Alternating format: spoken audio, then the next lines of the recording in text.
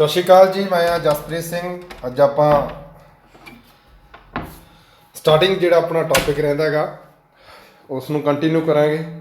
Welcome to Punjab academy online. Punjab academy online ਦੇ ਵਿੱਚ ਤੁਹਾਡਾ ਸਾਰਿਆਂ ਦਾ ਸਵਾਗਤ ਹੈ। ਅੱਜ ਜਿਹੜਾ ਆਪਣਾ ਇਕਨੋਮਿਕਸ ਦਾ ਚੈਪਟਰ ਚੱਲ ਰਿਹਾ ਸੀਗਾ ਤਾਂ ਉਸੇ ਨੂੰ ਕੰਟੀਨਿਊ ਕਰਦੇ ਹਾਂ। ਅਤੇ ਲਾਈਵ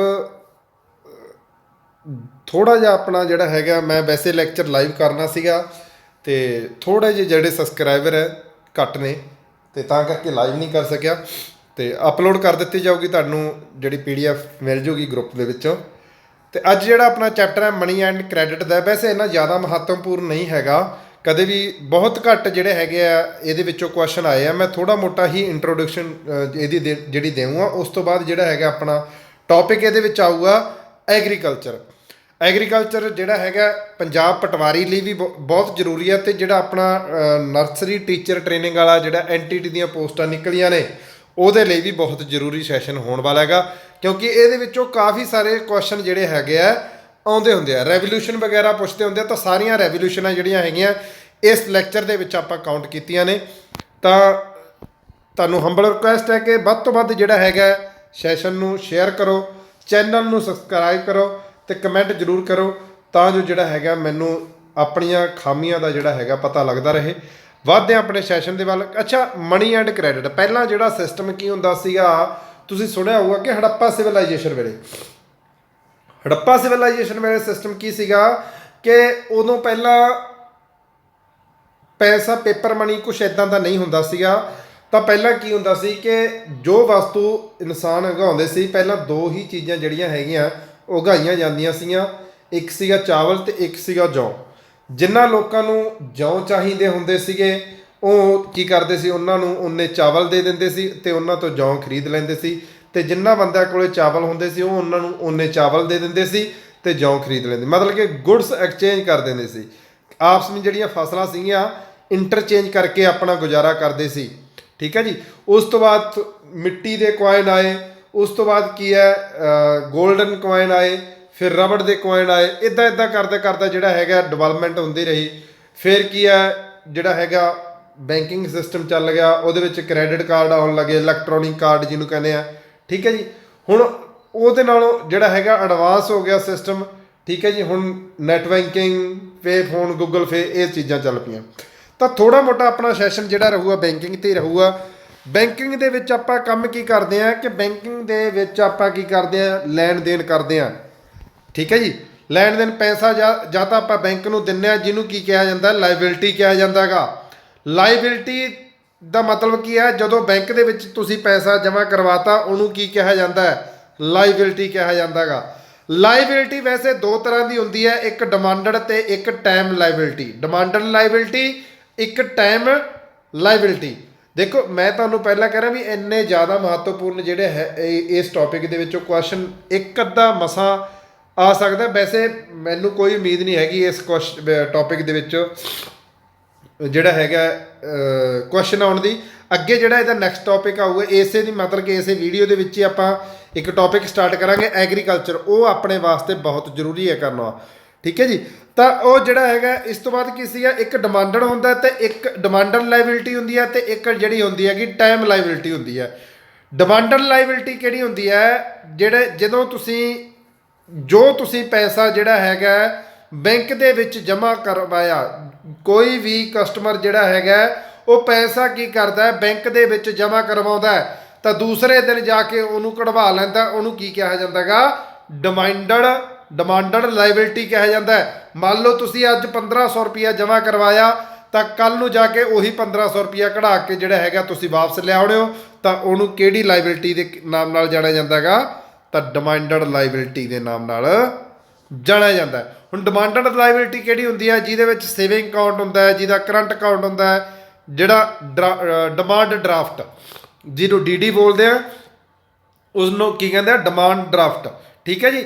ਇਹ ਸਾਰੇ ਕਿਹੜੇ ਖਾਤੇ ਹੁੰਦੇ ਨੇ, ਡਿਮਾਂਡਡ ਲਾਇਬਿਲਿਟੀ ਦੇ ਖਾਤੇ ਹੁੰਦੇ ਨੇ। ਉਸ ਤੋਂ ਬਾਅਦ ਹੁੰਦਾ ਹੈਗਾ ਟਾਈਮ ਲਾਇਬਿਲਿਟੀ। ਟਾਈਮ ਲਾਇਬਿਲਿਟੀ ਦੇ ਵਿੱਚ ਕੀ ਆ ਜਾਂਦਾ ਹੈਗਾ ਕਿ ਕੁਛ ਕਸਟਮਰ ਕੀ ਕਰਦੇ ਆ, ਕੁਝ ਸਮੇਂ ਵਾਸਤੇ ਪੈਸਾ ਜਿਹੜਾ ਹੈਗਾ ਬੈਂਕ ਦੇ ਵਿੱਚ ਰੱਖਦੇ ਹੈਗੇ, ਜਿਵੇਂ FD ਕਰਾਉਣਾ, RD ਕਰਾਉਣਾ, VD ਕਰਾਉਣਾ। BD ਮਤਲਬ ਕਿ ਹੁੰਦਾ ਬੈਂਕ ਬਲਕ ਡਿਪੋਜ਼ਿਟ, ਜਿਹੜੇ ਕਰੋੜਾਂ ਦੇ ਹਿਸਾਬ ਨਾਲ ਬੰਦਾ ਜਿਹੜਾ ਹੈਗਾ ਆਪਣਾ ਬਿਜ਼ਨਸ ਜਿਹੜਾ ਹੈਗਾ ਪੈਸੇ ਜਿਹੜਾ ਹੈਗਾ ਬੈਂਕ ਨੂੰ ਦਿੰਦਾ, ਤੇ ਮੋਟਾ ਵਿਆਜ ਜਿਹੜਾ ਹੈਗਾ ਬੈਂਕ ਉਹਨੂੰ ਦਿੰਦੀ ਹੈ। ਠੀਕ ਹੈ ਜੀ। ਤਾਂ ਇਹਨਾਂ ਦੇ ਵਿੱਚ ਕੀ ਹੁੰਦਾ ਗਾ, ਜ਼ਿਆਦਾ ਵਿਆਜ ਮਿਲਦਾ ਗਾ। ਇਹਨਾਂ ਦੇ ਵਿੱਚ ਕੀ ਆ, ਜ਼ਿਆਦਾ ਵਿਆਜ ਮਿਲਦਾ, ਇਹਨਾਂ ਦੇ ਵਿੱਚ ਵਿਆਜ ਨਹੀਂ ਮਿਲਦਾ। ਤਾਂ ਇਹ ਦੋਨਾਂ ਚੀਜ਼ਾਂ ਦੇ ਵਿੱਚ ਮੈਂ ਤੁਹਾਨੂੰ ਡਿਫਰੈਂਸ ਦੱਸਿਆ ਕਿ ਡਿਮਾਂਡਡ ਲਾਇਬਿਲਿਟੀ ਕਿਹੜੀ ਹੁੰਦੀ ਹੈ, ਜੋ ਕਸਟਮਰ ਆਪਣੇ ਖਾਤੇ ਦੇ ਵਿੱਚ ਪੈਸੇ ਕਦੋਂ ਵੀ ਜਮ੍ਹਾਂ ਕਰਵਾ ਸਕਦਾ ਹੈ ਤੇ ਕਦੋਂ ਵੀ ਆਪਣੇ ਪੈਸੇ ਨੂੰ ਕਢਵਾ ਸਕਦਾ, ਉਹਨੂੰ ਕੀ ਕਿਹਾ ਜਾਂਦਾ ਗਾ, ਡਿਮਾਂਡਡ ਲਾਇਬਿਲਿਟੀ ਕਿਹਾ ਜਾਂਦਾ ਗਾ। ਉਸ ਤੋਂ ਬਾਅਦ ਹੁੰਦਾ ਦੂਸਰਾ ਹੁੰਦਾ ਗਾ ਟਾਈਮਿੰਗ ਲਾਇਬਿਲਿਟੀ। ਟਾਈਮਿੰਗ ਲਾਇਬਿਲਿਟੀ ਉਹ ਹੁੰਦੀ ਹੈ ਜਿਹੜੀ ਕੁਝ ਸਮੇਂ ਵਾਸਤੇ ਤੁਸੀਂ ਬੈਂਕ ਦੇ ਵਿੱਚ ਪੈਸਾ ਰੱਖਦੇ ਹੋ, ਉਹਨੂੰ ਕੀ ਕਿਹਾ ਜਾਂਦਾ ਗਾ, ਟਾਈਮਿੰਗ ਲਾਇਬਿਲਿਟੀ ਕਿਹਾ ਜਾਂਦਾ ਗਾ। ਉਸ ਤੋਂ ਬਾਅਦ ਕੀ ਆ, ਇੱਦਾਂ ਹੀ ਇਹਦੇ ਵਿੱਚ ਹੀ ਚੈੱਕ ਆ ਜਾਂਦਾ ਜੀ। ਚੈੱਕ ਦੇ ਥਰੂ ਤੁਸੀਂ ਕੀ ਕਰਦੇ ਹੋ, ਕਿਸੇ ਨੂੰ ਪੇਮੈਂਟ ਕਰਦੇ ਹੋ। ਠੀਕ ਹੈ ਜੀ। ਉਹ ਸਾਰਾ ਚੈੱਕ ਦੇ ਥਰੂ ਵੀ ਜਿਹੜੀ ਤੁਹਾਡੀ ਪੇਮੈਂਟ ਵਗੈਰਾ ਕੀਤੀ ਜਾਂਦੀ ਹੈ। ਬੈਂਕਿੰਗ ਵਿੱਚ ਕੀ ਹੈ, ਬੈਂਕਿੰਗ ਇੱਕ ਕੀ ਹੈ, ਲੋਨ ਦੇਣ ਦਾ ਕੰਮ ਕਰਦੀ ਹੈ। ਲੋਨ ਕੌਣ ਦਿੰਦਾ ਗਾ, ਲੋਨ ਦਿੰਦਾ ਗਾ PSL। ਕੀ ਹੈ ਫੁੱਲ ਫਾਰਮ, ਕੀ ਹੈ, ਪ੍ਰਾਇਓਰਟੀ ਸੈਕਟਰ ਲੈਂਡਿੰਗ। ਕਹਿਣ ਦਾ ਮਤਲਬ ਕੀ ਹੈ, ਇਹ ਡਿਸਾਈਡ ਕਰਦਾ ਹੈ ਕਿਹੜੀਆਂ ਕਿਹੜੀਆਂ ਚੀਜ਼ਾਂ, ਕਿਹੜੇ ਕਿਹੜੇ ਬੰਦਿਆਂ ਨੂੰ ਕਿੰਨੇ ਕਿੰਨੇ % ਲੋਨ ਦੇਣਾ ਚਾਹੀਦਾ ਹੈ, ਉਹ ਸਾਰੀਆਂ ਚੀਜ਼ਾਂ ਤੈਅ ਕਰਦਾ। ਦੇਖੋ ਕਈ ਨਹੀਂ ਇੱਦਾਂ ਵੀ ਹੁੰਦਾ ਹੈ ਕਿ ਕਈ ਜਿਹੜੇ ਥੋੜ੍ਹੇ ਮੋਟੇ ਗਰੀਬ ਪਰਿਵਾਰ ਹੁੰਦੇ ਨੇ, ਠੀਕ ਹੈ, ਉਹਨਾਂ ਨੂੰ ਲੋਨ ਦੀ ਜ਼ਰੂਰਤ ਹੁੰਦੀ ਹੈ, ਤਾਂ ਕਈ ਵਾਰੀ ਬੈਂਕਿੰਗ ਵਾਲੇ ਕੀ ਆ ਲੋਨ ਵਗੈਰਾ ਪ੍ਰੋਵਾਈਡ ਨਹੀਂ ਕਰਦੇ। ਤਾਂ ਉਹਨਾਂ ਨੂੰ ਲੋਨ ਪ੍ਰੋਵਾਈਡ ਕਰਨ ਵਾਸਤੇ ਇੱਕ RBI ਦੁਆਰਾ ਇੱਕ ਸਿਸਟਮ ਖੋਲ੍ਹਿਆ ਗਿਆ ਸੀਗਾ। RBI ਦੁਆਰਾ PSL ਨੂੰ ਚਲਾਇਆ ਗਿਆ ਸੀ, priority sector lending. Priority sector lending ਦੇ ਵਿੱਚ ਕੀ ਸੀਗਾ ਕਿ ਨਿਗਰਾਨੀ ਰੱਖਦਾ ਸੀਗਾ, ਇੱਕ ਕਮੇਟੀ ਦਾ ਗਠਨ ਕੀਤਾ ਗਿਆ ਸੀ ਜੋ ਕਿ ਗਵਰਨਰ ਇਸ ਕਮੇਟੀ ਦਾ ਹੈੱਡ ਹੁੰਦਾ ਗਾ। ਤਾਂ PSL ਦਾ ਕੀ ਸੀਗਾ ਕਿ ਇਹ ਕੀ ਕਰਦੇ ਸੀਗੇ, ਇਹ ਹਰ ਇੱਕ ਜਿਹੜਾ ਹੈਗਾ ਫੀਲਡ ਨੂੰ ਉਸ ਹਿਸਾਬ ਨਾਲ ਲੋਨ ਪ੍ਰੋਵਾਈਡ ਕਰਦੇ ਸੀ। ਜਿਵੇਂ ਮੰਨ ਲਓ ਕਿ 100 ਦੇ ਵਿੱਚੋਂ 5% ਜਿਹੜਾ ਹੈਗਾ ਲੋਨ ਵੂਮੈਨ ਨੂੰ, ਔਰਤਾਂ ਵਾਸਤੇ ਹੋਣਾ ਚਾਹੀਦਾ ਹੈ। 10% ਜਿਹੜਾ ਲੋਨ ਹੈ ਉਹ SC ST ਜਿਹੜੀ ਕੈਟਾਗਰੀ ਵਾਸਤੇ ਹੋਣਾ ਚਾਹੀਦਾ ਹੈ। 10% ਜਿਹੜਾ ਲੋਨ ਹੈ ਐਜੂਕੇਸ਼ਨ ਵਾਸਤੇ ਦੇਣਾ ਪਵੇਗਾ ਹੀ ਪਵੇਗਾ। 5% ਜਿਹੜਾ ਲੋਨ ਹੈ ਉਹ ਐਗਰੀਕਲਚਰ ਵਾਸਤੇ ਦੇਣਾ ਹੀ ਪਵੇਗਾ। ਇਹ PSL ਜਿਹੜੇ ਹੈਗੇ ਪ੍ਰਾਇਓਰਟੀ ਸੈਕਟਰ ਲੈਂਡਿੰਗ ਸੀਗੀ, ਜਿਹੜੀ ਕਮੇਟੀ ਹੈ ਇੱਕ, ਉਹ ਜੋ ਹੈੱਡ ਜਿਹਦਾ ਕੌਣ ਹੁੰਦਾ ਗਾ, ਗਵਰਨਰ ਹੁੰਦਾ ਗਾ।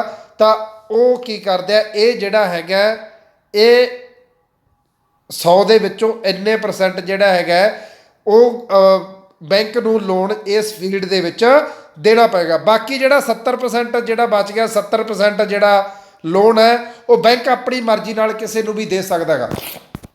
ਤਾਂ ਜਿਹਨੂੰ ਕੀ PSL ਦਾ ਮਤਲਬ ਤੁਹਾਨੂੰ ਮੈਂ ਦੱਸਿਆ ਕਿ ਕੁਝ ਇੱਦਾਂ ਦੇ ਫੀਲਡ ਜਿਨ੍ਹਾਂ ਨੂੰ ਤੈਅ ਕੀਤਾ ਜਾਂਦਾ ਹੈ ਵੀ ਕਿਹੜੀਆਂ ਕਿਹੜੀਆਂ ਜਿਹੜੀਆਂ ਕੈਟਾਗਰੀਜ਼ ਨੂੰ ਲੋਨ ਪ੍ਰੋਵਾਈਡ ਕਰਨਾ ਹੀ ਪਵੇਗਾ। ਉਹ ਚੀਜ਼ਾਂ ਜਿਹੜੀਆਂ ਹੈਗੀਆਂ ਬੈਂਕ ਨੂੰ ਇੱਕ ਆਧਾਰਿਤ 'ਤੇ ਬੈਂਕ ਨੂੰ ਇੱਕ ਇਨਵੀਟੇਸ਼ਨ ਭੇਜਿਆ ਜਾਂਦਾ ਵੀ ਇਹਨਾਂ ਸਾਰੀਆਂ ਫੀਲਡਾਂ ਨੂੰ ਇੰਨੇ % ਲੋਨ ਜਿਹੜਾ ਹੈਗਾ ਤੁਹਾਨੂੰ ਦੇਣਾ ਪਵੇਗਾ। ਬਾਕੀ ਦਾ ਲੋਨ ਜਿਹੜੀ ਹੈਗੀ ਆ ਬੈਂਕ ਆਪਣੀ ਮਰਜ਼ੀ ਦੇ ਨਾਲ ਦਿੰਦੀ ਹੈ। ਉਸ ਤੋਂ ਬਾਅਦ ਇੰਡੀਆ ਦੀ ਇਕੋਨਮੀ ਦੇਖ ਲੈਂਦੇ ਹਾਂ ਕਿ ਇੰਡੀਆ ਦੀ ਇਕੋਨਮੀ ਜਿਹੜੀ ਹੈਗੀ ਆ ਦੋ ਭਾਗਾਂ ਦੇ ਵਿੱਚ ਵੰਡੀ ਗਈ ਸੀ, ਇੱਕ ਫਾਰਮਲ ਤੇ ਇੱਕ ਇਨਫਾਰਮਲ। ਫਾਰਮਲ ਕਿਹੜੀ ਹੁੰਦੀ ਸੀ, ਭਾਰਤ ਵਿੱਚ ਜੋ ਪੈਸਾ ਲੈਣ ਦੇਣ ਬੈਂਕਾਂ ਦੇ ਰਾਹੀਂ ਹੁੰਦਾ ਹੈਗਾ ਉਹਨੂੰ ਫਾਰਮਲ ਇਕੋਨਮੀ ਕਿਹਾ ਜਾਂਦਾ ਹੈਗਾ। ਵੈਰੀ ਵੈਰੀ ਇੰਪੋਰਟੈਂਟ ਹੈ, ਜ਼ਰੂਰ ਇਸ ਚੀਜ਼ ਨੂੰ ਨੋਟ ਕਰਿਓ ਕਿ ਇੰਡੀਅਨ ਇਕੋਨਮੀ ਕਿਹੜੀ ਹੁੰਦੀ ਹੈ, ਦੋ ਭਾਗਾਂ ਦੀ ਹੁੰਦੀ ਹੈ, ਫਾਰਮਲ ਤੇ ਇਨਫਾਰਮਲ। ਫਾਰਮਲ ਦੇ ਵਿੱਚ ਕੀ ਹੁੰਦਾ ਹੈਗਾ, ਜੋ ਭਾਰਤ ਦੇ ਵਿੱਚ ਪੈਸਾ ਆਉਂਦਾ ਹੈਗਾ ਬੈਂਕਾਂ ਦੇ ਥਰੂ, ਉਹਨੂੰ ਫਾਰਮਲ ਇਕੋਨਮੀ ਕਿਹਾ ਜਾਂਦਾ ਹੈਗਾ। ਦੂਸਰਾ ਕੀ ਹੈ, ਇਨਫਾਰਮਲ, ਜਿੱਥੇ ਸਰਕਾਰ ਨੂੰ ਪਤਾ ਨਹੀਂ ਲੱਗਦਾ ਵੀ ਪੈਸਾ ਕਿੱਥੋਂ ਆਉਂਦਾ ਕਿੱਥੋਂ ਜਾਂਦਾ। ਕਹਿਣ ਦਾ ਮਤਲਬ ਆਪਣੇ ਪਿੰਡਾਂ ਦੇ ਵਿੱਚ ਜਾਂ ਸ਼ਹਿਰਾਂ ਦੇ ਵਿੱਚ ਕਮੇਟੀਆਂ ਬਣੀਆਂ ਹੁੰਦੀਆਂ ਨੇ, ਥਾਂ ਥਾਂ 'ਤੇ ਫਾਈਨਾਂਸਰ ਬੈਠੇ ਹੋਏ ਨੇ ਜੀ, ਠੀਕ ਹੈ। ਤਾਂ ਕੁਛ ਲੋਕਾਂ ਦੁਆਰਾ ਗੋਲਡ ਲੋਨ ਵੀ ਕੀਤਾ ਜਾਂਦਾ ਹੈ, ਕੁਛ ਲੋਕਾਂ ਦੁਆਰਾ ਗੋਲਡ ਲੋਨ ਵੀ ਕੀਤਾ ਜਾਂਦਾ ਗਾ। ਤਾਂ ਉਹ ਸਾਰੀਆਂ ਚੀਜ਼ਾਂ ਕਿਹਦੇ ਵਿੱਚ ਆ ਜਾਂਦੀਆਂ ਹੈਗੇ, ਇਨਫਾਰਮਲ ਇਕੋਨਮੀ ਦੇ ਵਿੱਚ ਆ ਜਾਂਦੀਆਂ ਨੇ। ਤਾਂ 50% ਜਿਹੜਾ ਹੈਗਾ ਫਾਰਮਲ ਦਾ ਹੈਗਾ, 50% ਜਿਹੜੇ ਹੈਗੇ ਇਹ ਗਰੋਥ ਕਰ ਰਹੇ ਆ। ਤਾਂ ਇਹ ਚੀਜ਼ਾਂ ਜਿਹੜੀਆਂ ਹੈਗੀਆਂ, ਇੰਡੀਅਨ ਇਕੋਨਮੀ ਜਿਹੜੀ ਹੈਗੀ ਆ ਦੋ ਭਾਗਾਂ ਦੇ ਵਿੱਚ ਵੰਡੀ ਗਈ ਹੈ, ਫਾਰਮਲ ਤੇ ਇਨਫਾਰਮਲ। ਉਸ ਤੋਂ ਬਾਅਦ ਕੀ ਹੈ ਕਿ ਇੱਕ ਬੈਂਕਿੰਗ ਦੇ ਸੈਕਟਰ ਦੇ ਵਿੱਚ ਹੀ ਇੱਕ ਹੈਗਾ SHG ਜ਼ਰੂਰ ਯਾਦ ਰੱਖਿਓ ਕਿ ਵੈਰੀ ਵੈਰੀ ਇੰਪੋਰਟੈਂਟ ਬਣ ਸਕਦਾ। ਇੱਥੋਂ ਵੀ ਕੁਐਸਚਨ ਜਿਹਨੂੰ ਕਹਿੰਦੇ ਆ ਸੈਲਫ ਹੈਲਪ ਗਰੁੱਪ। ਭਾਰਤ ਵਿੱਚ ਰੋਜ਼ 70,000 ਬੱਚੇ ਜਿਹੜੇ ਹੈਗੇ ਆ ਪੈਦਾ ਹੁੰਦੇ ਆ ਜੀ, ਠੀਕ ਹੈ। ਲਗਭਗ 70,000 ਬੱਚੇ ਜਿਹੜੇ ਹੈਗੇ ਆ ਰੋਜ਼ ਜਨਮ ਲੈਂਦੇ ਆ। ਸਰਕਾਰ ਉਹਨਾਂ 70,000 ਬੱਚਿਆਂ ਨੂੰ ਨੌਕਰੀ ਨਹੀਂ ਦੇ ਸਕਦੀ।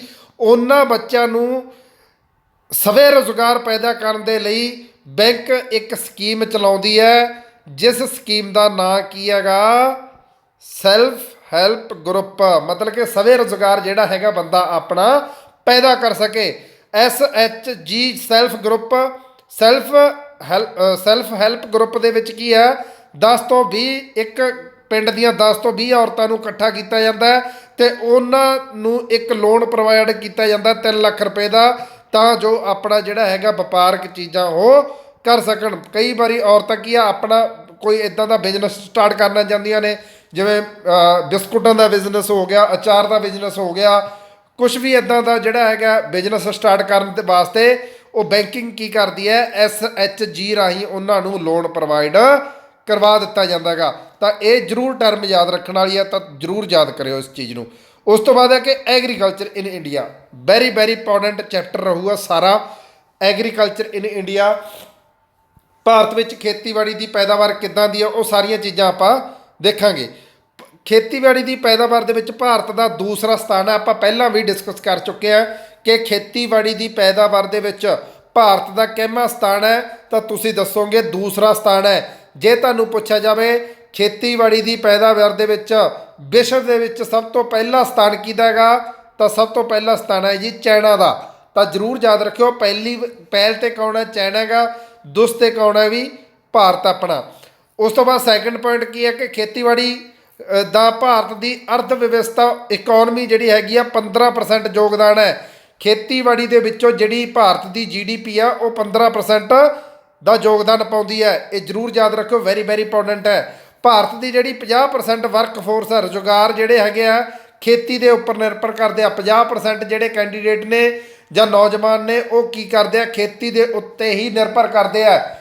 ਵਰਕ ਫੋਰਸ ਜਿਹੜੀ ਹੈਗੀ ਆ ਇੰਡੀਆ ਦੀ ਉਹ 50% ਕਿਤੇ ਨਿਰਭਰ ਕਰਦੀ ਹੈ, ਕੰਮ ਕਾਰਜ 'ਤੇ ਜਾਂ ਖੇਤੀ 'ਤੇ ਨਿਰਭਰ ਕਰਦੀ ਹੈ। ਉਸ ਤੋਂ ਬਾਅਦ ਅਗਲਾ ਪੁਆਇੰਟ ਕੀ ਕਹਿੰਦਾ ਹੈ, ਭਾਰਤ ਦਾ ਪੂਰੇ ਵਿਸ਼ਵ ਦੇ ਉੱਪਰ ਪਹਿਲੇ ਸਥਾਨ ਉੱਪਰ ਜਿਹੜੀਆਂ ਚੀਜ਼ਾਂ ਹੈਗੀਆਂ ਨੇ ਉਹ ਕਿਹੜੀਆਂ ਕਿਹੜੀਆਂ ਨੇ, ਵੀ ਭਾਰਤ ਜਿਹੜਾ ਹੈਗਾ ਪਹਿਲੇ ਸਥਾਨ 'ਤੇ ਆ, ਉਹ ਕਿਹੜੀਆਂ ਕਿਹੜੀਆਂ ਚੀਜ਼ਾਂ ਦੇ ਵਿੱਚ ਹੈਗਾ ਗਾ। ਮਸਾਲਿਆਂ ਦੇ ਵਿੱਚ ਪਹਿਲੇ ਸਥਾਨ 'ਤੇ ਆ, ਦੁੱਧ ਦੇ ਵਿੱਚ ਪਹਿਲੇ ਸਥਾਨ 'ਤੇ ਆ, ਜੂਟ ਦੇ ਵਿੱਚ, ਦਾਲਾਂ ਦੇ ਵਿੱਚ ਅਤੇ ਕਪਾਹ ਦੇ ਵਿੱਚ। ਇਹ ਸਾਰੀਆਂ ਚੀਜ਼ਾਂ ਦੇ ਵਿੱਚ ਪਹਿਲੇ ਸਥਾਨ 'ਤੇ ਆਉਂਦਾ ਆਪਣਾ ਭਾਰਤ। ਤੁਸੀਂ ਦੇਖਿਆ ਹੋਊਗਾ, ਤੁਸੀਂ ਪੜ੍ਹਿਆ ਹੋਊਗਾ ਆਪਾਂ ਹਿਸਟਰੀ ਦੇ ਵਿੱਚ ਕਿ ਜਿਹੜੇ ਪੁਰਤਗਾਲੀ ਸੀਗੇ, ਜਿਹੜੇ ਆਪਣੇ ਪੁਰਤਗਾਲੀ ਸਭ ਤੋਂ ਪਹਿਲਾਂ ਜਿਹੜਾ ਹੈਗਾ ਪੁਰਤਗਾਲੀ ਵਾਸਕੋ ਡੀ ਗਾਮਾ, ਉਸ ਤੋਂ ਪਹਿਲਾਂ ਵੀ ਇੱਕ ਬੰਦਾ ਆਇਆ ਸੀ। ਉਹ ਕੀ ਕਰਨ ਆਏ ਸੀ, ਸਿਰਫ ਮਸਾਲਿਆਂ ਦਾ ਵਪਾਰ ਕਰਨ ਆਏ ਸੀ। ਇੰਡੀਆ ਦੇ ਵਿੱਚ ਮਸਾਲੇ ਬਹੁਤ ਜ਼ਿਆਦਾ ਜਿਹੜੀ ਹੈਗੀ ਪੈਦਾਵਾਰ ਸੀ, ਹੁਣ ਵੀ ਹੈਗੀ ਆ, ਠੀਕ ਹੈ ਜੀ। ਤਾਂ ਮਸਾਲਿਆਂ ਦੀ ਖੇਤੀ ਕਰਨ ਆਏ ਸੀ ਜਾਂ ਮਸਾਲਿਆਂ ਦਾ ਵਪਾਰ ਕਰਨ ਆਏ ਸੀਗੇ, ਠੀਕ ਆ। ਬਹੁਤ ਸਾਰਾ ਮੈਂ ਦੇਖਦਾ, ਮੈਂ ਕੁਛ ਸਮੇਂ ਤੱਕ ਜਿਹੜਾ ਹੈਗਾ ਹਿਸਟਰੀ ਮਾਡਰਨ ਹਿਸਟਰੀ ਦੀਆਂ ਜਿਹੜੀਆਂ ਹੈਗੀਆਂ ਕਲਾਸਾਂ ਰੱਖਾਂਗਾ, ਮੈਪ ਦੇ ਥਰੂ ਉਹ ਸਾਰੀਆਂ ਚੀਜ਼ਾਂ ਆਪਾਂ ਡਿਸਕਸ ਕਰਾਂਗੇ। ਉਸ ਤੋਂ ਬਾਅਦ ਸੀਗਾ ਸੈਕਿੰਡ ਸਥਾਨ 'ਤੇ ਜਿਹੜਾ ਹੈਗਾ ਭਾਰਤ ਕਾਹਦੇ 'ਚ ਹੈ, ਕੋਕੋਨਟ ਦੇ ਵਿੱਚ ਹੈ ਜੀ, ਕਣਕ ਦੇ ਵਿੱਚ ਆ, ਚਾਵਲ ਦੇ ਵਿੱਚ ਆ, ਮੱਕੀ ਦੇ ਵਿੱਚ ਅਤੇ ਗੰਨੇ ਦੇ ਵਿੱਚ ਜਿਹੜਾ ਹੈਗਾ ਸੈਕਿੰਡ ਸਥਾਨ ਹਾਸਲ ਕੀਤਾ ਹੋਇਆ ਆਪਣੇ ਇੰਡੀਆ ਨੇ। ਐਗਰੀਕਲਚਰ, ਖੇਤੀਬਾੜੀ ਦੇ 3 ਸੀਜ਼ਨ ਹੁੰਦੇ ਨੇ, ਠੀਕ ਹੈ। 3 ਸੀਜ਼ਨ ਆਫ ਇੰਡੀਆ ਜਿਹੜੇ ਹੈਗੇ ਆ ਐਗਰੀਕਲਚਰ, 3 ਸੀਜ਼ਨ ਹੁੰਦੇ ਨੇ। ਕਿਹੜਾ ਸਾਉਣੀ ਦੀ, ਹਾੜੀ ਦੀ ਅਤੇ ਜੈਦ ਫਸਲ। ਹੁਣ ਜਿਨ੍ਹਾਂ ਨੂੰ ਆਪਾਂ ਖਰੀਫ ਦੀ, ਰੱਬੀ ਦੀ ਅਤੇ ਜੀਤ ਦੀ ਫਸਲ ਬਾਰੇ ਆਪਾਂ ਸੈਸ਼ਨਾਂ ਬਾਰੇ ਗੱਲ ਕਰਦੇ ਹਾਂ। ਜਿਹੜੇ ਸਾਉਣੀ ਦਾ ਫਸਲ ਹੈ ਉਹ ਜੁਲਾਈ ਤੋਂ ਅਕਤੂਬਰ ਦੇ ਵਿੱਚ ਆਉਂਦੀ ਹੈ। ਜੁਲਾਈ ਦੇ ਵਿੱਚ ਉਹ ਬੀਜੀ ਜਾਂਦੀ ਹੈ ਅਤੇ ਅਕਤੂਬਰ ਦੇ ਵਿੱਚ ਉਹ ਜਿਹੜੀ ਹੈਗੀ ਹੈ ਕੱਟੀ ਜਾਂਦੀ ਹੈ। ਉਸ ਤੋਂ ਬਾਅਦ ਜਿਹੜੀ ਰੱਬੀ ਆ, ਹਾੜੀ ਦੀ ਫਸਲ ਹੈ, ਅਕਤੂਬਰ ਦੇ ਵਿੱਚ ਬੀਜੀ ਜਾਂਦੀ ਹੈ, ਮਾਰਚ ਦੇ ਵਿੱਚ ਕੱਢੀ ਜਾਂਦੀ ਹੈ ਜੀ। ਉਹ ਜੈਡ ਦੀ ਫਸਲ ਜਿਹੜੀ ਹੈਗੀ ਹੈ ਉਹ ਮਾਰਚ ਤੋਂ ਜੂਨ ਦੇ ਵਿੱਚ ਆ, ਮਾਰਚ ਦੇ ਵਿੱਚ ਬੀਜੀ ਜਾਂਦੀ ਆ ਅਤੇ ਜੂਨ ਦੇ ਵਿੱਚ ਉਸ ਨੂੰ ਵੱਢ ਲਿਆ ਜਾਂਦਾ ਗਾ। ਤਾਂ ਇਹ ਜਿਹੜੀਆਂ ਹੈਗੀਆਂ ਸਾਉਣੀ ਦੀਆਂ ਫਸਲਾਂ ਕਿਹੜੀਆਂ ਨੇ, ਮੈਂ ਕਹਿੰਦਾ ਵੀ ਪਟਵਾਰੀ ਵਾਸਤੇ ਅਤੇ ਐਨਟੀਟੀ ਵਾਸਤੇ ਮੋਸਟ ਇੰਪੋਰਟੈਂਟ ਇੱਥੋਂ ਕੁਐਸਚਨ ਬਣਨਗੇ। ਸਭ ਤੋਂ ਜ਼ਿਆਦਾ ਕੁਐਸਚਨ ਜਿਹੜੇ ਹੈਗੇ ਆ ਇਹਨਾਂ ਦੇ ਵਿੱਚੋਂ ਬਣਦੇ ਨੇ। ਉਹ ਪੁੱਛਦੇ ਆ ਵੀ ਸਾਉਣੀ ਦੀਆਂ ਫਸਲਾਂ ਕਿਹੜੀਆਂ ਨੇ, ਪੇਅਰ ਬਣਾ ਦਿੰਦੇ ਆ, ਉਹਨਾਂ ਦੇ ਵਿੱਚੋਂ ਇੱਕ ਪੇਅਰ ਆਪਾਂ ਜਿਹੜਾ ਹੈਗਾ ਸਿਲੈਕਟ ਕਰਨਾ ਹੁੰਦਾ। ਹਾੜੀ ਦੀਆਂ ਫਸਲਾਂ ਕਿਹੜੀਆਂ ਨੇ, ਆ ਦੋ ਤਾਂ ਬਹੁਤ ਜ਼ਿਆਦਾ ਪੁੱਛੀ ਜਾਂਦੀਆਂ ਸਾਉਣੀ ਤੇ ਹਾੜੀ ਦੀਆਂ ਫਸਲਾਂ ਜਿਹੜੀਆਂ ਹੈਗੀਆਂ ਕਿਹੜੇ ਕਿਹੜੇ ਮਹੀਨਿਆਂ ਦੇ ਵਿੱਚ ਬੀਜੀਆਂ ਜਾਂਦੀਆਂ ਨੇ, ਇਹ ਵੀ ਬਹੁਤ ਵਾਰ ਕੁਐਸਚਨ ਰਿਪੀਟ ਹੁੰਦਾ ਹੈਗਾ। ਪਟਵਾਰੀ ਵਾਲਿਆਂ ਨੂੰ ਮੈਂ ਵੈਸੇ ਕਰਾਂਗਾ, ਜਿੰਨੇ ਵੀ ਅਕੈਡਮੀ ਦੇ ਸਟੂਡੈਂਟ ਨੇ ਤਾਂ ਉਹ ਜ਼ਰੂਰ ਇਸ ਚੀਜ਼ ਨੂੰ ਧਿਆਨ ਨਾਲ ਸੁਣਨ ਕਿ ਜਿੰਨੇ ਵੀ ਸਾਉਣੀ ਦੀਆਂ ਤੇ ਹਾੜੀ ਦੀਆਂ ਫਸਲਾਂ ਨੇ ਤੁਹਾਨੂੰ ਯਾਦ ਹੋਣੀਆਂ ਚਾਹੀਦੀਆਂ ਨੇ। ਸਭ ਤੋਂ ਜ਼ਿਆਦਾ ਕੁਐਸਚਨ ਇੱਥੋਂ ਹੀ ਪੁੱਛੇ ਜਾਂਦੇ ਨੇ। ਉਸ ਤੋਂ ਬਾਅਦ ਹੈ ਕਿ ਫਸਲਾਂ ਕਿਹੜੀਆਂ ਨੇ, ਸਾਉਣੀ ਦੀਆਂ ਫਸਲਾਂ ਕਿਹੜੀਆਂ ਨੇ। ਸਭ ਤੋਂ ਪਹਿਲਾਂ ਚਾਵਲ ਹੈ ਜੀ, ਫਿਰ ਜਵਾਰ ਹੈ, ਮੱਕੀ ਦੀ ਫਸਲ, ਕਪਾਹ ਅਤੇ ਸੋਆਬੀਨ, ਇਹ ਕਿਹਦੀਆਂ ਨੇ, ਸਾਉਣੀ ਦੀਆਂ ਫਸਲਾਂ ਨੇ ਜੀ। ਉਸ ਤੋਂ ਬਾਅਦ ਹਾੜੀ ਦੀਆਂ ਫਸਲਾਂ ਕਿਹੜੀਆਂ ਨੇ, ਕਣਕ, ਮਟਰ, ਛੋਲੇ ਅਤੇ ਸਰੋਂ ਜਿਹੜੀ ਹੈਗੀ ਹੈ ਉਹ ਕਿਹੜੀਆਂ ਹਾੜੀ ਦੀਆਂ ਫਸਲਾਂ ਨੇ। ਜੈਡ ਦੀਆਂ ਫਸਲਾਂ ਕਿਹੜੀਆਂ ਨੇ, ਜਿਹੜੀਆਂ ਮਾਰਚ ਤੇ ਜੂਨ ਦੇ ਮਹੀਨੇ ਦੇ ਵਿੱਚ ਹੁੰਦੀਆਂ ਨੇ, ਉਹ ਹੈ ਤਰਬੂਜ, ਠੀਕ ਹੈ। ਸਾਰੀਆਂ ਸਬਜ਼ੀਆਂ ਜਿੰਨੀਆਂ ਵੀ ਸਬਜ਼ੀਆਂ ਆ ਜਾਂਦੀਆਂ ਨੇ ਉਹ ਸਾਰੀਆਂ ਵੈਜੀਟੇਬਲ ਜਿੰਨੀਆਂ ਵੀ ਹੁੰਦੀਆਂ ਨੇ, ਅਤੇ ਮੂੰਗੀ ਜਿਹੜੀ ਹੈਗੀ ਹੈ ਜੀ ਉਹ ਜਿਹੜੀ ਹੈਗੀ ਆ ਮਾਰਚ ਤੋਂ ਜੂਨ ਦੇ ਮਹੀਨੇ ਦੇ ਵਿੱਚ ਜਿਹੜੀ ਹੈਗੀ ਆ ਇਹ ਬੀਜੀ ਜਾਂਦੀ ਹੈ। ਤਾਂ ਇਹ ਜਿਹੜੀਆਂ ਹੈਗੀਆਂ ਤੁਹਾਡੀਆਂ ਇਹ ਫਸਲਾਂ ਸੀਗੀਆਂ। ਅੱਗੇ ਜਿਹੜੀਆਂ ਹੈਗੀਆਂ ਫਸਲਾਂ ਨੂੰ 4 ਭਾਗਾਂ ਦੇ ਵਿੱਚ ਵੰਡਿਆ ਗਿਆ। ਕਿਹੜੀਆਂ ਕਿਹੜੀਆਂ ਭਾਗਾਂ ਦੇ ਵਿੱਚ ਵੰਡਿਆ ਗਿਆ, ਪਹਿਲਾ ਗਾ ਫੂਡ, ਜਿਹਨੂੰ ਆਪਾਂ ਭੋਜਨ ਵਾਲੀਆਂ ਫਸਲਾਂ ਕਹਿ ਸਕਦੇ ਹਾਂ। ਦੂਜਾ ਕਮਰਸ਼ੀਅਲ, ਵਪਾਰ ਕਰਨ ਵਾਲੀਆਂ ਫਸਲਾਂ ਕਹਿ ਸਕਦੇ ਹਾਂ। ਪਲੈਂਟੇਸ਼ਨ, ਠੀਕ ਹੈ ਜੀ, ਇੱਕ ਪੌਦੇ ਤੋਂ ਕਾਫੀ ਵਾਰ ਜਿਹੜਾ ਹੈਗਾ ਫਸਲ ਨੂੰ ਉਗਾਉਣਾ, ਮੈਂ ਦੱਸਾਂਗਾ ਕਿਹੜਾ ਕਿਹੜਾ ਗਾ, ਠੀਕ ਹੈ ਜੀ। ਉਸ ਤੋਂ ਬਾਅਦ ਹੈ ਹਾਰਟੀਕਲਚਰ, ਬਾਗਬਾਨੀ ਦੀਆਂ ਜਿਹੜੀਆਂ ਆਪਾਂ ਫਸਲਾਂ ਕਹਿ ਸਕਦੇ ਹਾਂ। ਫੂਡ ਦੇ ਵਿੱਚ ਭੋਜਨ ਵਾਲੀਆਂ ਫਸਲਾਂ ਕਿਹੜੀਆਂ ਹੁੰਦੀਆਂ ਨੇ, ਜਿਹੜੀਆਂ ਆਪਾਂ ਆਪਣੇ ਵਾਸਤੇ ਲਾਹੇਵੰਦ ਹੁੰਦੀਆਂ, ਖਾਣ ਪੀਣ ਦੇ ਕੰਮ ਆਉਂਦੀਆਂ, ਚਾਵਲ ਅਤੇ ਕਣਕ। ਕਮਰਸ਼ੀਅਲ, ਜਿਨ੍ਹਾਂ ਦਾ ਆਪਾਂ ਵਪਾਰ ਕਰਦੇ ਹਾਂ, ਜਿਨ੍ਹਾਂ ਨੂੰ ਮੰਡੀਆਂ ਦੇ ਵਿੱਚ ਜਿਹੜਾ ਹੈਗਾ ਸਿਰਫ ਵੇਚਣ ਦੇ ਕੰਮ ਆਉਂਦੀਆਂ ਨੇ। ਕਣਕ ਚਾਵਲ ਵੀ ਵੇਚਣ ਦੇ ਕੰਮ ਆਉਂਦੇ ਨੇ, ਪਰ ਇਹ ਖਾਣ ਦੇ ਕੰਮ ਜ਼ਿਆਦਾ ਆਉਂਦੇ ਨੇ। ਕਪਾਹ ਨੂੰ ਨਹੀਂ ਖਾ ਸਕਦੇ, ਜੂਟ ਨੂੰ ਨਹੀਂ ਖਾ ਸਕਦੇ, ਠੀਕ ਹੈ। ਤੰਬਾਕੂ ਨੂੰ ਉਹ ਲੋਕ ਖਾਂਦੇ ਜਿਹਨਾਂ ਨੂੰ ਜ਼ਿਆਦਾ ਸ਼ੌਕ ਹੈ ਇਸ ਚੀਜ਼ਾਂ ਦਾ, ਤਾਂ ਉਹ ਜਿਹੜੀਆਂ ਕਪਾਹ, ਜੂਟ ਅਤੇ ਤੰਬਾਕੂ ਜਿਹੜਾ ਹੈਗਾ ਉਹ ਇਹਦੇ ਵਿੱਚ ਆ ਜਾਂਦੀਆਂ। ਪਲਾਂਟੇਸ਼ਨ ਦੇ ਵਿੱਚ ਉਹ ਪੌਦੇ ਜਿਹੜੇ ਪੌਦਿਆਂ ਦੇ ਉੱਤੋਂ ਮਤਲਬ ਕਿ ਇੱਕ ਵਾਰ ਕਟਾਈ ਕਰਨ ਤੋਂ ਬਾਅਦ ਉਹਨਾਂ ਨੂੰ ਦੁਬਾਰਾ ਜਿਹੜਾ ਹੈਗਾ ਉਹਨਾਂ ਤੋਂ ਹੀ ਫਸਲ ਲਈ ਜਾਂਦੀ ਆ, ਉਹਨਾਂ ਨੂੰ ਕੀ ਕਿਹਾ ਜਾਂਦਾ ਹੈ, ਪਲਾਂਟੇਸ਼ਨ ਕਿਹਾ ਜਾਂਦਾ ਗਾ। ਜਿਵੇਂ ਚਾਹ, ਕੌਫੀ ਅਤੇ ਰਬੜ ਦੇ ਪੌਦੇ ਜਿਹੜੇ ਹੈਗੇ ਆ ਉਹਨਾਂ ਤੋਂ ਦੁਬਾਰਾ ਜਿਹੜੀ ਹੈਗੀ ਆ ਫਸਲ ਉਗਾਈ ਜਾਂਦੀ ਹੈ। ਉਸ ਤੋਂ ਬਾਅਦ ਹਾਰਟੀਕਲਚਰ, ਬਾਗਬਾਨੀ, ਜਿਵੇਂ ਫਲ, ਫੁੱਲ, ਸਬਜ਼ੀਆਂ ਅਤੇ ਜੜੀ ਬੂਟੀਆਂ, ਇਹ ਸਾਰੀਆਂ ਚੀਜ਼ਾਂ ਕਿਹਦੇ ਵਿੱਚ ਆ ਜਾਂਦੀਆਂ ਨੇ, ਫਸਲਾਂ ਦੇ ਵਿੱਚ ਆ ਜਾਂਦੀਆਂ ਨੇ, ਹਾਰਟੀਕਲਚਰ ਦੇ ਵਿੱਚ ਆ ਜਾਂਦੀਆਂ। ਤਾਂ ਜ਼ਰੂਰ ਯਾਦ ਰੱਖੋ ਕਿ ਫਸਲਾਂ ਨੂੰ 4 ਭਾਗਾਂ ਦੇ ਵਿੱਚ ਵੰਡਿਆ ਗਿਆ ਜੀ। ਅੱਗੇ ਵਧਦੇ ਹਾਂ। ਅੱਗੇ ਹੈ revolution in India, very important topic ਨੇ ਸਾਰੇ। ਮੈਂ ਤੁਹਾਨੂੰ ਇਹ PDF ਪ੍ਰੋਵਾਈਡ ਕਰ ਦਾਂਗਾ, ਠੀਕ ਹੈ। ਸ਼ੁਰੂਆਤ ਕਦੋਂ ਹੋਈ, ਉਹਦਾ ਜਿਹੜਾ ਹੈਗਾ ਫਾਊਂਡਰ ਫਾਦਰ ਕੌਣ ਸੀਗਾ, ਉਹ ਤੁਸੀਂ ਯਾਦ ਕਰ ਲਿਓ। ਮੈਂ ਤੁਹਾਨੂੰ ਇਹ ਦੱਸ ਦਾਂਗਾ ਕਿਹੜੀ ਰੈਵੋਲੂਸ਼ਨ ਕਿਹਦੇ ਨਾਲ ਰਿਲੇਟਡ ਹੈ, ਬਾਕੀ ਸਾਰਾ PDF ਦੇ ਵਿੱਚ ਦਿੱਤਾ ਹੋਇਆ, ਠੀਕ ਹੈ ਜੀ। ਤੁਸੀਂ ਉਸ ਦੇ ਵਿੱਚੋਂ ਯਾਦ ਕਰ ਸਕਦੇ ਹੋ, ਠੀਕ ਹੈ ਜੀ। ਉਸ ਤੋਂ ਬਾਅਦ ਸਭ ਤੋਂ ਪਹਿਲੀ ਆਪਾਂ ਕਰਦੇ ਹਾਂ ਬਲੂ ਰੈਵੋਲੂਸ਼ਨ, ਨੀਲਾ ਕ੍ਰਾਂਤੀ, ਨੀਲੀ ਕ੍ਰਾਂਤੀ ਜਿਹਨੂੰ ਕਹਿੰਦੇ ਆ। ਤਾਂ ਨੀਲੀ ਕ੍ਰਾਂਤੀ ਜਿਹੜੀ ਹੈਗੀ ਆ ਕਾਹਦੇ ਨਾਲ ਰਿਲੇਟਡ ਹੈ ਜੀ, ਮੱਛੀ ਪਾਲਣ ਦੇ ਨਾਲ ਰਿਲੇਟਡ ਹੈ। ਦੇਖੋ ਤੁਹਾਨੂੰ ਪੁੱਛਿਆ ਕੀ ਜਾਊਗਾ, ਸਭ ਤੋਂ ਵੱਧ ਜਿਹੜਾ ਪੁੱਛਿਆ ਜਾਂਦਾ ਇਹੀ ਹੈ ਕਿ ਨੀਲੀ ਕ੍ਰਾਂਤੀ ਕਾਹਦੇ ਨਾਲ ਰਿਲੇਟ ਕਰਦੀ ਹੈ, ਜਾਂ ਨੀਲੀ ਕ੍ਰਾਂਤੀ ਨੂੰ ਸ਼ੁਰੂਆਤ ਕਾਹਦੇ ਲਈ ਕੀਤੀ ਗਈ ਸੀ। ਤਾਂ ਤੁਸੀਂ ਜ਼ਰੂਰ ਦੱਸਣਾ ਮੱਛੀ ਪਾਲਣ ਦੇ ਲਈ ਜਿਹੜੀ ਹੈਗੀ ਆ ਨੀਲੀ ਕ੍ਰਾਂਤੀ ਸ਼ੁਰੂ ਕੀਤੀ ਗਈ ਸੀ। ਸ਼ੁਰੂ ਕਦੋਂ ਹੋਈ ਸੀ, 1985 ਤੋਂ 1990 ਦੇ ਵਿੱਚ ਤੱਕ ਚੱਲੀ ਸੀ ਜਿਹੜੀ। ਤਾਂ ਇਹਨਾਂ ਦੇ ਫਾਊਂਡਰ ਕਿਹੜੇ ਸੀਗੇ, ਡਾਕਟਰ ਹੀਰਾ ਲਾਲ ਅਤੇ ਡਾਕਟਰ ਅਰੁਣ ਕ੍ਰਿਸ਼ਨ ਜੀ। ਇਹ ਸਾਰਿਆਂ ਦੇ ਫਾਊਂਡਰ ਮੈਂ ਦੁਬਾਰਾ ਨਹੀਂ ਦੱਸਾਂਗਾ, ਤੁਹਾਨੂੰ PDF ਦਿੱਤੀ ਜਾਊਗੀ, ਉਹ PDF ਦੇ ਵਿੱਚ ਸਾਰੇ ਫਾਊਂਡਰ ਲਿਖੇ ਹੋਏ ਨੇ। ਇਹੀ ਐਜ਼ ਇਟ ਇਜ਼ ਤੁਹਾਨੂੰ PDF ਪ੍ਰੋਵਾਈਡ ਮੈਂ ਗਰੁੱਪਾਂ ਦੇ ਵਿੱਚ ਕਰਵਾ ਦੂੰਗਾ। ਆਪਣੇ ਜਿਹੜੇ ਅਕੈਡਮੀ ਦੇ ਗਰੁੱਪ ਬਣੇ ਹੋਏ ਨੇ, ਇੱਕ ਜੇ ਤੁਸੀਂ ਗਰੁੱਪ ਦੇ ਵਿੱਚ ਐਡ ਹੋਣਾ ਹੈ ਤਾਂ ਵੀਡੀਓ ਦੇ ਨੀਚੇ 2 ਲਿੰਕ ਦਿੱਤੇ ਹੁੰਦੇ ਨੇ ਜੀ। ਇੱਕ ਤਾਂ ਟੈਲੀਗ੍ਰਾਮ ਦਾ ਲਿੰਕ ਹੁੰਦਾ ਹੈਗਾ, ਤਾਂ ਦੂਸਰਾ ਜਿਹੜਾ ਹੈਗਾ WhatsApp ਗਰੁੱਪ ਦਾ ਲਿੰਕ ਹੈਗਾ। ਤੁਸੀਂ ਉਸ ਗਰੁੱਪਾਂ ਦੇ ਵਿੱਚ ਐਡ ਹੋ ਕੇ ਤੁਸੀਂ ਇਸ PDF ਨੂੰ ਡਾਊਨਲੋਡ ਕਰ ਸਕਦੇ ਹੋ। ਦੂਸਰਾ ਕੀ ਹੈ, ਬਰਾਊਨ ਰੈਵੋਲੂਸ਼ਨ ਜਿਹਨੂੰ ਆਪਾਂ ਭੂਰੀ ਕ੍ਰਾਂਤੀ ਕਹਿੰਦੇ ਆ ਪੰਜਾਬੀ ਦੇ ਵਿੱਚ। ਲੈਦਰ ਨੂੰ ਵਧਾਉਣ ਦੇ ਲਈ ਜਿਹੜੀ ਹੈਗੀ ਆ ਭੂਰੀ ਕ੍ਰਾਂਤੀ ਚਲਾਈ ਗਈ ਸੀਗੀ। ਤੀਸਰਾ ਜਿਹੜਾ ਹੈਗਾ ਗਾ ਗੋਲਡਨ ਫਾਈਬਰ ਰੈਵੋਲੂਸ਼ਨ, ਸੁਨਹਿਰੀ ਕ੍ਰਾਂਤੀ ਜਿਹੜੀ ਹੈਗੀ ਆ ਉਹ ਸਟਾਰਟ ਕੀਤੀ ਗਈ ਸੀ ਕਾਹਦੇ ਲਈ, ਜੂਟ ਦੇ ਲਈ ਜਿਹੜੀ ਹੈਗੀ ਆ ਇਸ ਕ੍ਰਾਂਤੀ ਨੂੰ ਸ਼ੁਰੂ ਕੀਤਾ ਗਿਆ ਸੀ। ਚੌਥੀ ਜਿਹੜੀ ਕ੍ਰਾਂਤੀ ਹੈਗੀ ਆ ਗ੍ਰੇ ਰੈਵੋਲੂਸ਼ਨ, ਸਲੇਟੀ ਕ੍ਰਾਂਤੀ ਜਿਹਨੂੰ ਆਪਾਂ ਕਹਿ ਸਕਦੇ ਹਾਂ। ਸਲੇਟੀ ਕ੍ਰਾਂਤੀ ਜਿਹੜੀ ਹੈਗੀ ਆ ਖਾਦ, ਫਰਟੀਲਾਈਜ਼ਰ ਦੇ ਵਿੱਚ ਲਈ, ਖਾਦਾਂ ਦੇ ਲਈ ਜਿਹੜੀ ਹੈਗੀ ਆ, ਖਾਦਾਂ ਨੂੰ ਵਧਾਉਣ ਦੇ ਲਈ ਇਸ ਰੈਵੋਲੂਸ਼ਨ ਨੂੰ ਜਿਹੜਾ ਹੈਗਾ ਗ੍ਰੇ ਰੈਵੋਲੂਸ਼ਨ ਨੂੰ ਸ਼ੁਰੂ ਕੀਤਾ ਗਿਆ ਸੀ। ਇਹਦੀ ਸ਼ੁਰੂ ਕਦੋਂ ਹੋਈ ਸੀ? 1960 ਦੇ ਵਿੱਚ ਹੋਈ ਸੀਗੀ। ਇਸ ਨੂੰ ਦੁਰਗੇਸ਼ ਪਟੇਲ ਦੁਆਰਾ ਜਿਹੜਾ ਹੈਗਾ ਸ਼ੁਰੂ ਕੀਤਾ ਗਿਆ ਸੀ। ਤਾਂ ਫਾਊਂਡਰ ਜਿਹੜੇ ਹੈਗੇ ਆ ਜ਼ਰੂਰ ਪੜ੍ਹ ਲਿਓ, ਪਰ ਜ਼ਿਆਦਾਤਰ ਆਪਾਂ ਨੂੰ ਉਹਨਾਂ ਚੀਜ਼ਾਂ ਦੇ ਲਈ ਜ਼ਰੂਰੀ ਹੁੰਦੀਆਂ ਨੇ ਜਿੰਨਾਂ ਚੀਜ਼ਾਂ ਦੇ ਲਈ ਸ਼ੁਰੂ ਕੀਤਾ ਗਿਆ। ਉਸ ਤੋਂ ਬਾਅਦ ਆਪਣੇ ਕੋਲੇ green revolution, very very very very very very very very ਕਿੰਨਾ ਕੁ ਵਾਰੀ ਹੈ ਨਾ, ਬਹੁਤ ਜ਼ਿਆਦਾ ਵਾਰੀ, ਵੈਰੀ ਵੈਰੀ ਇੰਪੋਰਟੈਂਟ ਹੈ। ਗ੍ਰੀਨ ਰੈਵੋਲੂਸ਼ਨ, ਹਰੀ ਕ੍ਰਾਂਤੀ, ਜਦੋਂ ਮਤਲਬ ਕਿ ਬਹੁਤ ਰੌਣਾ ਪੈਂਦਾ ਹੁੰਦਾ ਗ੍ਰੀਨ ਰੈਵੋਲੂਸ਼ਨ ਦਾ, ਠੀਕ ਆ। ਭੋਜਨ ਸੰਬੰਧੀ ਕਣਕ, ਵੀਟ ਜਿਹੜੇ ਹੈਗਾ, ਜਿੰਨੇ ਚਾਵਲ ਵਗੈਰਾ, ਸ਼ੁਰੂਆਤ ਪਹਿਲਾਂ ਜਿਹੜੀ ਹੈਗੀ ਇੰਨੀ ਨਹੀਂ ਉਗਾਈ ਜਾਂਦੀ ਸੀ, ਤਾਂ ਗ੍ਰੀਨ ਰੈਵੋਲੂਸ਼ਨ ਸ਼ੁਰੂ ਕੀਤੀ ਗਈ ਸੀ 1960 ਦੇ ਵਿੱਚ। ਤਾਂ ਇਹਦਾ ਜਿਹੜਾ ਖਿਤਾਬ ਕਿਸ ਨੂੰ ਦਵਾਉਂਦਾ ਹੈ? MS ਸਵਾਮੀਨਾਥਨ ਦੁਆਰਾ ਸ਼ੁਰੂ ਕੀਤੀ ਗਈ ਸੀਗੀ ਹਰੀ ਕ੍ਰਾਂਤੀ। ਹਰੀ ਕ੍ਰਾਂਤੀ ਕਿਹਦੇ ਦੁਆਰਾ ਸ਼ੁਰੂ ਕੀਤੀ ਗਈ ਸੀ?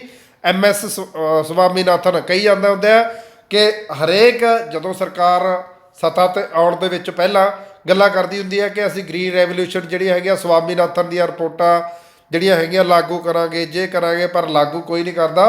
ਤਾਂ ਇਸ ਬੰਦੇ ਨੇ ਜਿਹੜੀ ਹੈਗੀ ਆ ਗ੍ਰੀਨ ਰੈਵੋਲੂਸ਼ਨ ਲੈ ਕੇ ਆਇਆ ਸੀ। ਤਾਂ ਬੰਦੇ ਦਾ ਨਾਮ ਜ਼ਰੂਰ ਯਾਦ ਰੱਖਣਾ ਬਹੁਤ ਜ਼ਰੂਰੀ ਹੈ। ਉਸ ਤੋਂ ਬਾਅਦ ਹੈ ਜੀ ਪਿੰਕ ਰੈਵੋਲੂਸ਼ਨ, ਗੁਲਾਬੀ ਕ੍ਰਾਂਤੀ। ਤਾਂ ਗੁਲਾਬੀ ਕ੍ਰਾਂਤੀ ਕਾਹਦੇ ਲਈ? ਪਿਆਜ਼ ਅਤੇ ਮੀਟ ਨੂੰ ਵਧਾਉਣ ਦੇ ਲਈ ਕੀਤੀ ਗਈ ਸੀ ਸ਼ੁਰੂਆਤ। ਇਹਦੀ ਸ਼ੁਰੂਆਤ ਕਦੋਂ ਕੀਤੀ ਗਈ ਸੀਗੀ? ਤਾਂ ਸ਼ੁਰੂਆਤ ਕੀਤੀ ਗਈ ਸੀ 1970 ਦੇ ਵਿੱਚ। ਦੁਰਗੇਸ਼ ਪਟੇਲ ਦੁਆਰਾ ਹੀ ਇਸ ਨੂੰ ਸ਼ੁਰੂ ਕੀਤਾ ਗਿਆ ਸੀਗਾ। ਉਸ ਤੋਂ ਦੁਬਾਰਾ ਜੈਲੋ ਰੈਵੋਲੂਸ਼ਨ, ਪੀਲੀ ਕ੍ਰਾਂਤੀ। ਪੀਲੀ ਕ੍ਰਾਂਤੀ ਜਿਹੜੀ ਹੈਗੀ ਆ ਤੇਲ ਨੂੰ ਵਧਾਉਣ ਦੇ ਲਈ, ਤੇਲ ਨੂੰ ਵਧਾਉਣ ਦੇ ਲਈ ਜਿਹੜੀ ਹੈਗੀ ਹੈ ਇਸ ਨੂੰ ਸ਼ੁਰੂਆਤ ਕੀਤਾ ਗਿਆ ਸੀਗਾ। ਤਾਂ ਸੈਮ ਪਿਟਰੋਡਸ ਦੁਆਰਾ ਇਹਨੂੰ ਸ਼ੁਰੂਆਤ ਕੀਤਾ ਗਿਆ ਸੀ 1986 ਦੇ ਵਿੱਚ। ਉਸ ਤੋਂ ਬਾਅਦ ਹੈ ਬਲੈਕ ਰੈਵੋਲੂਸ਼ਨ, ਕਾਲੀ ਕ੍ਰਾਂਤੀ। ਕਾਲੀ ਕ੍ਰਾਂਤੀ ਨੂੰ ਪੈਟਰੋਲੀਅਮ ਨੂੰ ਵਧਾਉਣ ਦੇ ਲਈ ਜਿਹੜੀ ਹੈਗੀ ਆ ਸ਼ੁਰੂਆਤ ਕੀਤੀ ਗਈ ਸੀਗੀ। ਇਹਦੀ ਸ਼ੁਰੂਆਤ 1975 ਦੇ ਵਿੱਚ ਕੀਤੀ ਗਈ ਸੀਗੀ। ਤਾਂ MS ਸਵਾਮੀਨਾਥਨ ਦੁਆਰਾ ਹੀ ਇਹਨੂੰ ਸ਼ੁਰੂ ਕੀਤਾ ਗਿਆ ਸੀ। ਰਾਉਂਡ ਰੈਵੋਲੂਸ਼ਨ, ਗੋਲ ਕ੍ਰਾਂਤੀ ਜਿਹਨੂੰ ਕਿਹਾ ਜਾਂਦਾ ਹੈ। ਇਹਦੀ ਜਿਹੜੀ ਕ੍ਰਾਂਤੀ ਆ ਆਲੂਆਂ ਨੂੰ ਵਧਾਉਣ ਦੇ ਲਈ, ਆਲੂਆਂ ਦੀ ਖੇਤੀ ਨੂੰ ਵਧਾਉਣ ਦੇ ਲਈ ਜਿਹੜੀ ਹੈਗੀ ਆ ਇਹਦੀ ਸ਼ੁਰੂਆਤ ਕੀਤੀ ਗਈ ਸੀ। ਇਹਦੀ ਸ਼ੁਰੂਆਤ 1965 ਦੇ ਵਿੱਚ ਹੋਈ ਸੀ, ਠੀਕ ਹੈ ਜੀ। ਰਾਵਣ ਉਜੜ ਦੁਆਰਾ ਇਸ ਨੂੰ ਸ਼ੁਰੂਆਤ ਕੀਤਾ ਗਿਆ ਸੀਗਾ। ਉਸ ਤੋਂ ਬਾਅਦ ਹੈ ਜੀ golden revolution. Golden fibre revolution ਅਲੱਗ ਸੀ, ਗੋਲਡਨ ਰੈਵੋਲੂਸ਼ਨ ਅਲੱਗ ਹੈ। ਇੱਥੇ ਨਾਲ ਜ਼ਰੂਰ ਰੱਖ ਲਿਓ, ਸੁਨਹਿਰੀ ਫਾਈਬਰ ਕ੍ਰਾਂਤੀ, ਸੁਨਹਿਰੀ ਫਾਈਬਰ ਕ੍ਰਾਂਤੀ, ਠੀਕ ਹੈ। ਇਸ ਨੂੰ ਗੋਲਡਨ ਜਿਹੜਾ ਹੈਗਾ ਸ਼ਹਿਦ ਅਤੇ ਬਾਗਬਾਨੀ, ਸ਼ਹਿਦ, ਠੀਕ ਹੈ, ਮਖਿਆਲ ਜਿਹਨੂੰ ਆਪਾਂ ਪੰਜਾਬੀ ਦੇ ਵਿੱਚ ਕਹਿ ਦਿੰਦੇ ਹਾਂ, ਸ਼ਹਿਦ ਅਤੇ ਬਾਗਬਾਨੀ ਦੇ ਵਿੱਚ ਲਈ ਸ਼ੁਰੂ ਕੀਤੀ ਗਈ ਸੀ। ਇਸ ਨੂੰ ਸ਼ੁਰੂ ਕੀਤਾ ਸੀਗਾ 1960 ਦੇ ਵਿੱਚ, ਠੀਕ ਹੈ ਜੀ। ਉਸ ਤੋਂ ਬਾਅਦ ਹੈ ਸਿਲਵਰ ਫਾਈਬਰ ਰੈਵੋਲੂਸ਼ਨ ਕ੍ਰਾਂਤੀ ਜਿਹੜੀ ਹੈਗੀ ਆ ਕਪਾਹ ਦੀ ਖੇਤੀ ਨੂੰ ਵਧਾਉਣ ਦੇ ਲਈ ਜਾਂ ਕਾਟਨ ਦੀ ਖੇਤੀ ਨੂੰ ਵਧਾਉਣ ਦੇ ਲਈ ਜਿਹੜੀ ਹੈਗੀ ਆ ਇਹਨੂੰ ਸ਼ੁਰੂ ਕੀਤਾ ਗਿਆ ਸੀਗਾ। ਸ਼ੁਰੂਆਤ ਕਦੋਂ ਹੋਈ ਸੀ? 2000 ਦੇ ਵਿੱਚ ਹੋਈ ਸੀ। ਕਿਹਦੇ ਦੁਆਰਾ? ਇੰਦਰਾ ਗਾਂਧੀ ਦੁਆਰਾ,